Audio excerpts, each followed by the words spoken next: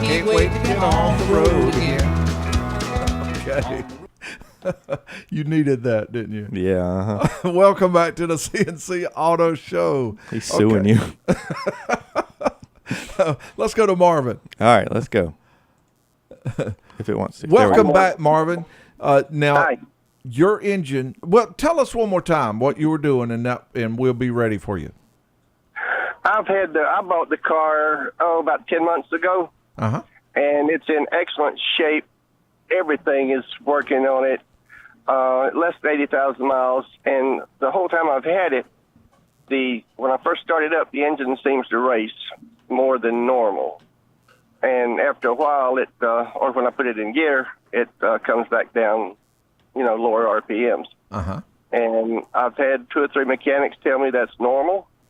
It doesn't seem normal to me. What do you think? Marvin, no doubt those vehicles, when they are cold, they have a electronic stepper motor that controls the idle. And I don't believe that one does have a tachometer, does it?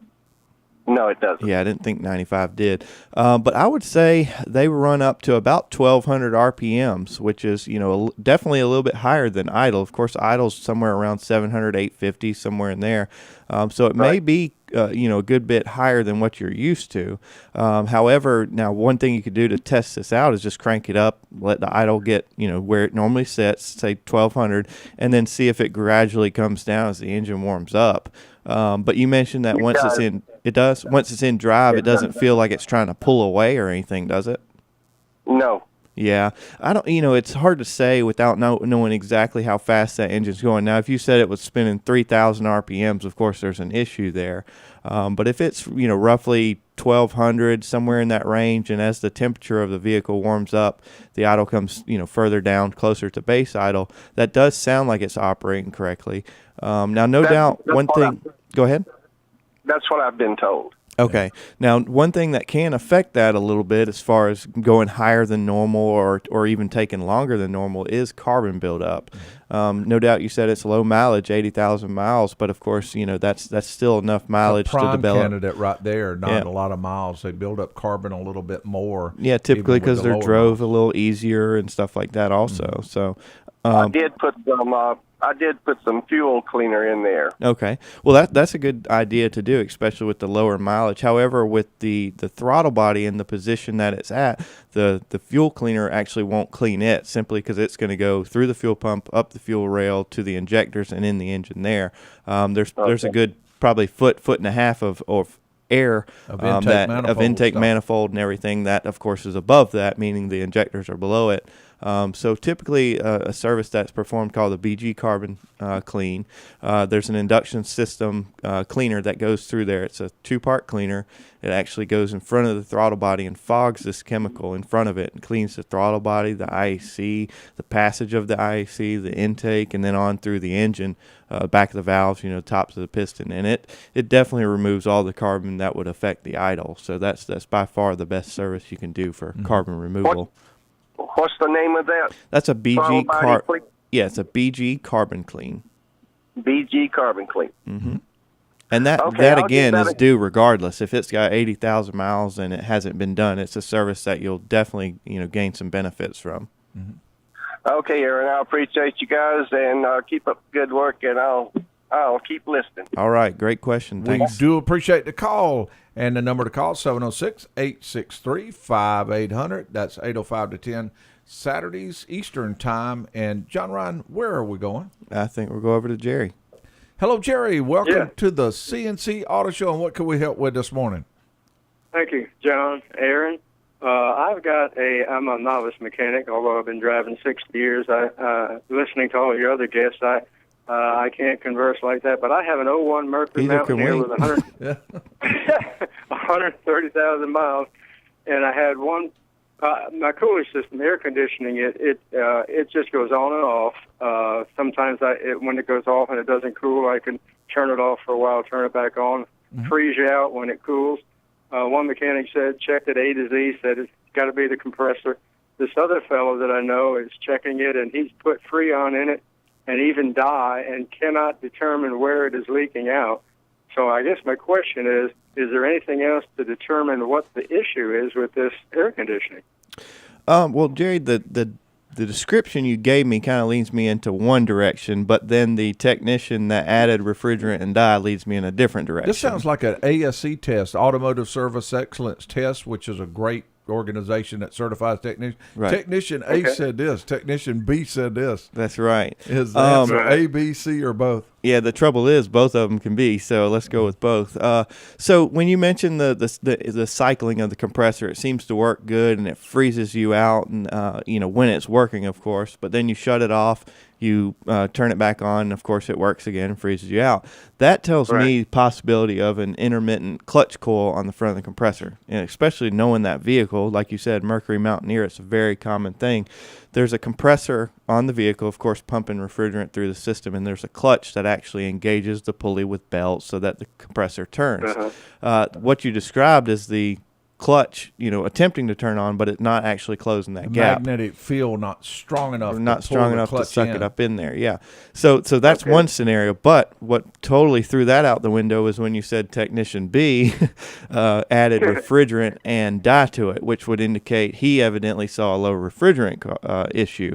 However, what kind of throws that out the window is you said it works sometimes and it does, sometimes it doesn't. Right. Which refrigerant can't come and go. It's either there or it's not. So I'm kind of leaning towards more the first scenario. And I lean toward the clutch coil, like you mentioned, or there's one other thing, and that's the cycling clutch switch. Possible, yeah. Its job is to cut that compressor off when the pressures get down to a certain point to keep the evaporator from freezing. Yeah. And sometimes the contacts in it are bad, and it will not let it cut back on. That's right. I would say one of those two things. One other slight one, just kind of way bottom at the barrel. There's a possibility of it freezing up, and that be why the refrigerant was different. But he would have said it stopped blowing. Well, that's and what I'm all that saying, other stuff. and to the refrigerant if it was low, but Symptoms I don't really quite match that. Right. But, So yeah, I would say clutch coil or which on that model you can replace the clutch coil without having to replace the whole compressor, I believe. But right. And I will mention, of course, this is probably obvious what needs to be done, but what would be great if you could get it to do it is get it to act up and drive straight to a repair facility, because within minutes they'll be able to get an idea of which direction to go to.